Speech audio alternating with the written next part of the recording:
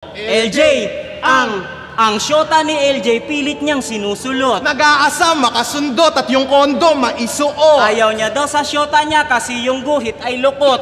Ulol, alam namin po kini Irish ay supot. Pinagyayabang niya pa dati na si Irish yung #1. Pinagmamalaki niyang nakuha niyang virgin, yung asawa niya na single mom. Yung asawa mong katulong, na mukhang walang naitutulong, nakakadiring pang gigilan. Yung asawa mo is lakwan, mukhang di mo pinag-isipan. Minor daw yung asawa mo. Puta, grabe pumili to. Ulul, nag-asawa ka lang ng bata para mukhang malaki yung titi mo.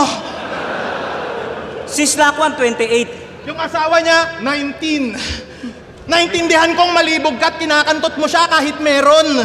Sobrang bata ng asawa mo, team song nyo, Coco Melon.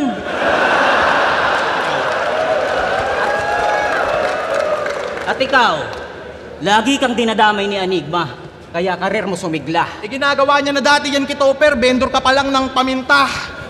Kung wala kang hype ni Enigma, malamang gago badang ka. At kung di yan nagsiman, tangina mo, yung followers mo nasa kanya. Kaya ngayon, Arik, tatanungin kita. Harap ka, please. Sino ba yung totoo at hindi poser?